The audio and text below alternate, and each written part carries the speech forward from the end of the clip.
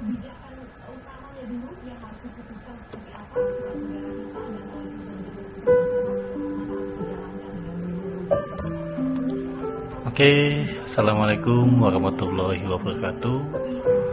Kembali lagi ya, kita belajar bersama untuk di yang kedua ya, mengumpulkan daftar kebutuhan perangkat jaringan ya.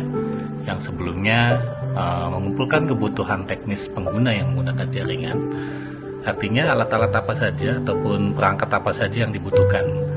Nah, untuk yang sekarang kita akan lebih rinci lagi ya, kebutuhan perangkat jaringan apa saja ya, baik itu dari nama perangkatnya ya, kemudian fungsinya, spesifikasinya ya, vendor yang dipilih, kemudian apakah teknologi sebelumnya sudah menggunakan ataupun nanti bisa di-upgrade ya dengan teknologi yang terbaru ya. Oke, seperti biasa kita lihat dulu untuk topologi jaringannya ya.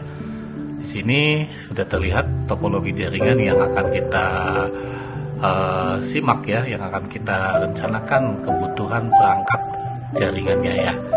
Nah, di sini kita lihat PC ya. Untuk PC-nya tadi ada 27 ya. Oke, nah sekarang kita tulis ya ataupun ketik di sini personal komputer atau PC. Ya, fungsinya untuk apa? Ya, fungsi dari PC. Ya, untuk mengetik misalkan, atau untuk browsing, ya, dan lain sebagainya. Spesifikasinya, misalkan dari 27 PC tadi kita samakan semua, ya, menggunakan PC dengan spesifikasi misalkan Core i3 ya, Core i3, kemudian RAM-nya misalkan 4 GB misalkan ya, harddisknya misalkan 500 GB ya, vendornya misalkan menggunakan dari miliknya Intel ya untuk prosesornya, atau misalkan Asus ya, untuk motherboardnya dan lain sebagainya ya. Nah, karena kita menggunakan prosesor yang jenis Core i3, boleh ya kita tulis di sini teknologi sebelumnya ataupun yang sedang berjalan ya nantinya sama menggunakan Core i3 ya. Nah, ketika ingin di-upgrade ataupun ingin diperbarui, bisa menggunakan PC yang Core i5 ya. Nah, dari 27 PC tadi, mungkinkah misalkan menggunakan spesifikasi yang sama? Pastinya ada yang beda-beda ya. Misalkan yang di kelompok switch 1 ini Core i3, di sini Core i5 ya, di sini Core i7, atau misalkan ada server pakai yang 8 core misalkan ya. Jadi tergantung dengan kebutuhan perangkat jaringan yang akan digunakan ya. Kemudian nomor 2 ya, kita menggunakan switch ya. Kita lihat switchnya di sini ada 5 ya, 1 2 3 4 5, oh 6 ya, bukan 5, 6. Ulangi lagi ya, 1 2 3 4 5 6. Nah, di sini fungsinya misalkan untuk menghubungkan ya PC yang tersambung jaringan misalkan.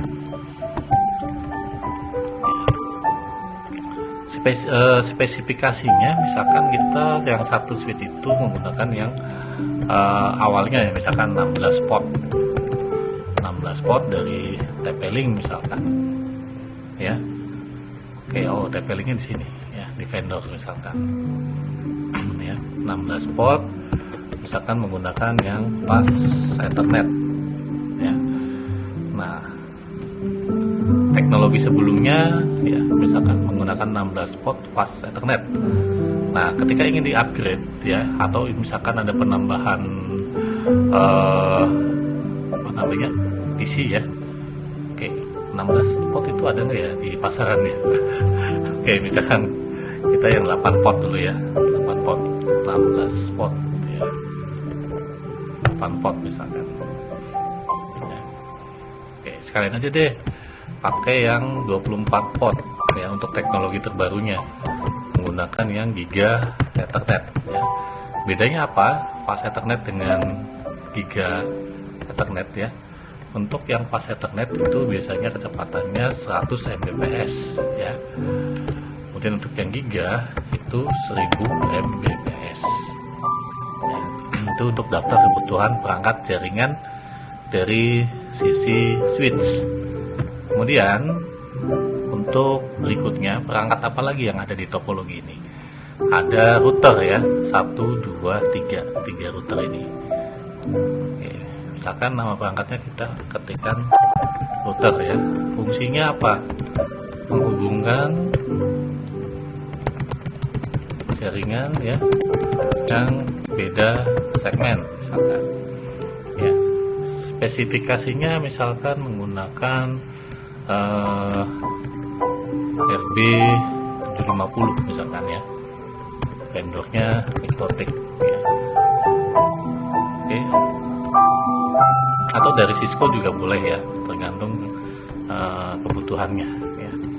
Teknologi sebelumnya RB 750 ya, karena misalkan ada peningkatan kapasitas, kita naikkan untuk teknologi terbarunya nanti untuk upgrade-nya ya, misalkan menggunakan RB 1100 ya, misalkan. Nah, kemudian apalagi ya, kabel ya,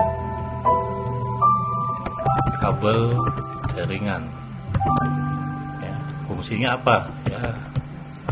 Menghubungkan PC-nya ya, menghubungkan PC ke jaringan. Spesifikasinya misalkan menggunakan yang Cat 4 misalkan ya, dari UTP Belden ya. Kemudian Cat 4. Kemudian kalau misalkan ada teknologi terbaru, kita naikkan misalkan ke Cat 5 ya, atau Cat 6 ya. Karena kalau misalkan yang sudah 1000 Mbps itu menggunakan yang lebih besar ya, dan harganya juga pasti lebih mahal. Kemudian apalagi ada konektor ya, konektor RJ45. Fungsinya untuk apa ya? Menghubungkan